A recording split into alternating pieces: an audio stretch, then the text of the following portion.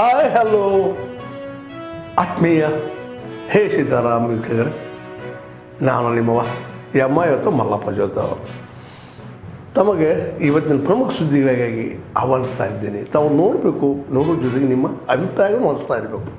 ಈ ಪ್ರಮುಖ ಸುದ್ದಿಗಳನ್ನು ನೋಡ್ತಾ ಹೋಗಿ, ಜೊತೆಗೆ ನಿಮ್ಮ ಅಭಿಪ್ರಾಯ ತಿಳಿಸ್ತಾ ಹೋಗ್ರಿ ಅಂತ ಹೇಳ್ತಾ ನೋಡಿ ಈ ಸುದ್ದಿಗಳೆಲ್ಲ ಬರ್ತಾ ಇದ್ದಾವೆ. ಶಾಸಕರ ಮೇಲೆ ಹಲ್ಲೆ ಮಾಡುವಂತ ಪ್ರಯತ್ನ ಅಂದ್ರೆ ಇವತ್ತು ಕಾಂಗ್ರೆಸ್ ಸರ್ಕಾರ ಸಂಪೂರ್ಣವಾಗಿರ್ತಕ್ಕಂಥ ವೈಫಲ್ಯವನ್ನು ಹೊಂದಿದ್ದು, ಯಾವುದೇ ರೀತಿಯಾದಂತಹ ರಕ್ಷಣೆ ಮತ್ತು ಶಾಸಕರಿಗೆ ಕಾಂಗ್ರೆಸ್ ಸರ್ಕಾರದಲ್ಲಿ ಆಗ್ತಾ ಇದೆ. ವಿಧಾನಸೌಧದಲ್ಲಿ ಯಾವ ರೀತಿಯಾಗಿ 45 ಹಲ್ಲೆ ಮಾಡೋ ಪ್ರಯತ್ನ ಮಾಡ್ತಾರೆ. ಆದ್ರೆ ಸರ್ಕಾರದ ಕಿಮ್ಮತ್ತಿನಿಂದ ಅನ್ನುವಂಥದ್ದು ಇದೆ. ಮಂತ್ರಿಗಳು ಈ ರೀತಿಯಾದಂತಹ ಚಟವನ್ನು ಮಾಡಿ ಬಂದ್ ಮಾಡಲಿ, ಮತ್ತೆ ವಿನಾಕಾರಣ ಶಾಸಕರ ಮೇಲೆ ದಬ್ಬಾಳಿಕೆ ಮಾಡಿಸುವಂಥದ್ದು ಆಗಬಾರ್ದು ಅನ್ನೋಂಥದ್ರೆ ಬಹಳ ಸ್ಪಷ್ಟವಾಗಿ ನಾವು ಆಗ್ರಹ ಮಾಡ್ತೀವಿ. ಶಾಸಕರಿಗೆ ಕೂಡ ಇವತ್ತು ಯಾವುದೇ ರೀತಿಯಿಂದ ರಕ್ಷಣೆ ಇಲ್ಲ ಅನ್ನೋದನ್ನ ಇವತ್ತಿನ ಘಟನೆ ನಮಗೆ ಕಾಣ್ತಾ ಇದೆ. ಅದಕ್ಕಾಗಿ ನಾವು ಸಂಪೂರ್ಣವಾಗಿ ಇವತ್ತು ವಿರೋಧ ಮಾಡ್ತೀವಿ. ಕಾಂಗ್ರೆಸ್ ಪಾರ್ಟಿ ಎಲ್ಲಾ ಕ್ಷೇತ್ರದಲ್ಲಿ ವಿಫಲಾದ ಜೊತೆಗೆ ಇವತ್ತು ಶಾಸಕರಿಗೆ ರಕ್ಷಣೆ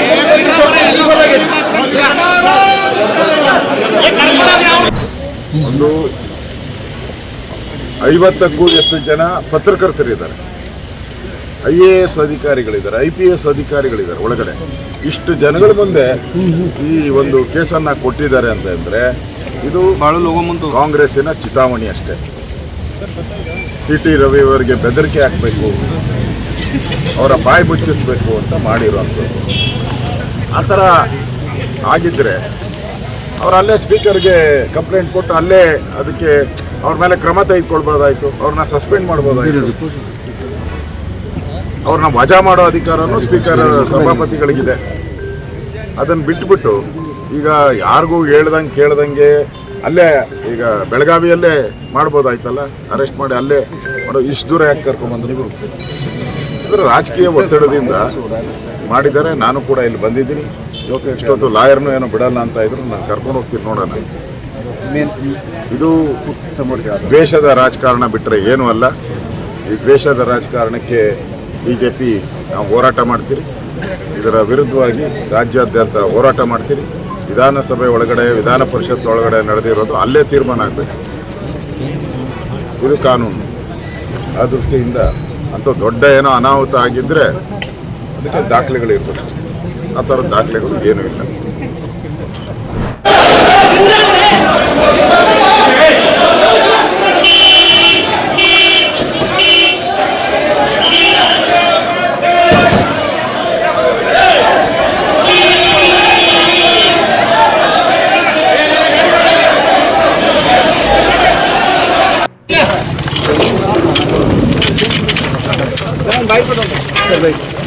ಆಯ್ತಪ್ಪ, ಎಲ್ಲಪ್ಪ ಅವನು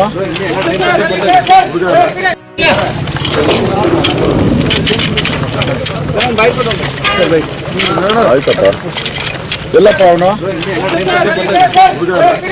ಬಂಧನ ಮಾಡಿರುವಂಥದ್ದು ಕಾನೂನು ರೀತಿಯಲ್ಲಿ ಒಳ್ಳೆಯದಲ್ಲ. ಒತ್ತಡದಿಂದ, ಪೊಲಿಟಿಕಲ್ ಪ್ರೆಷರಿಂದ, ಮಂತ್ರಿಗಳ ಒತ್ತಡದಿಂದ ಮಾಡಿರುವಂಥ ಒಂದು ಕೇಸ್ ಇದು. ಎಲ್ಲರಿಗೂ, ಸಾರ್ವಜನಿಕರು ಗೊತ್ತಿದೆ, ಎಲ್ಲರಿಗೂ ಗೊತ್ತಿದೆ. ಇದು ವಿಧಾನ ಪರಿಷತ್ ಒಳಗಡೆ ನಡೆದಿದೆ. ಈಗಾಗಲೇ ಪರಿಷತ್ತಿನ ಸಭಾಪತಿಗಳು ಈ ಕಂಪ್ಲೇಂಟನ್ನು ತೆಗೆದುಕೊಂಡು ಇದಕ್ಕೆ ಯಾವುದೇ ದಾಖಲೆಗಳಿಲ್ಲದೆ ಇರೋದ್ರಿಂದ ನಾನು ಇದನ್ನು ರದ್ದು ಮಾಡಿದ್ದೀನಿ ಅನ್ನೋ ಒಂದು ಅದಾದಮೇಲೆ ಇವರು ಹೊರಗಡೆ ಬಂದು ಕಂಪ್ಲೇಂಟನ್ನು ಕೊಟ್ಟಿದ್ದಾರೆ.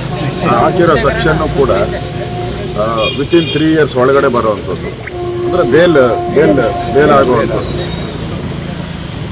ಇಲ್ಲಿ ಸದನದಲ್ಲಿ ಒಳಗಡೆ ನಡೆದಿರೋದು ಹೇಗೆ ಅದು ಸೆಕ್ಷುವಲ್ ಹರಾಸ್ಮೆಂಟ್ ಕೇಸ್ ಮುಟ್ಟಿದ್ದಾರೆ 75. ಇಲ್ಲಿವರೆಗೆ ತಾವೆಲ್ಲ ಸುದ್ದಿಗಳು ನೋಡ್ತಾ ಬಂದ್ರಿ, ನೋಡಿದಿರಿ. ನಿಮ್ಮ ಖುಷಿನೂ ಆಗಿರ್ಬೋದು, ಅಥವಾ ಒಂದು ಸಂತೋಷ ಆಗಿರ್ಬೋದು, ಅದು ದುಃಖನೂ ಅನಿಸ್ಬೋದು. ಯಾಕೆ ಸುದ್ದಿ ಹಾಕಿದಾರಪ್ಪ ಅಂತ ಅನಿಸ್ಬೋದು. ಏನು ಅನಿಸಲ್ಲ ನಿಮಗೆ. ನಿಮ್ಮ ಅನಿಸಿಕೆಗಳು ನಮ್ಗೆ ಭಾಳ ಪ್ರಮುಖ. ಈ ಸುದ್ದಿಗಳು ನಿಮ್ಗೆ ಏನು ಅನಿಸಿದ್ದು ನೀವು ಕಾಮೆಂಟ್ ಬಾಕ್ಸಲ್ಲೇ ಹೇಳ್ತಾ ಇರ್ರಿ. ಜೊತೆಗೆ ಎಲ್ಲಕ್ಕಿಂತ ಹೆಚ್ಚಿಗೆ ಇದನ್ನು ಶೇರ್ ಮಾಡ್ತಾಯಿರ್ರಿ ಈ ನ್ಯೂಸ್ಗಳನ್ನು. ಜೊತೆಗೆ ಏನಪ್ಪ ಅಂದ್ರೆ ಹೇ ಸೀತಾರಾಮ್ ನಿರಂತರ ನೋಡ್ತಾ ಇರ್ರಿ. ಹೇ ಸಿತಾರಾಮಿ ಸತ್ಯದ ಕೈಗರಣೆ ವಂದನೆಗಳು.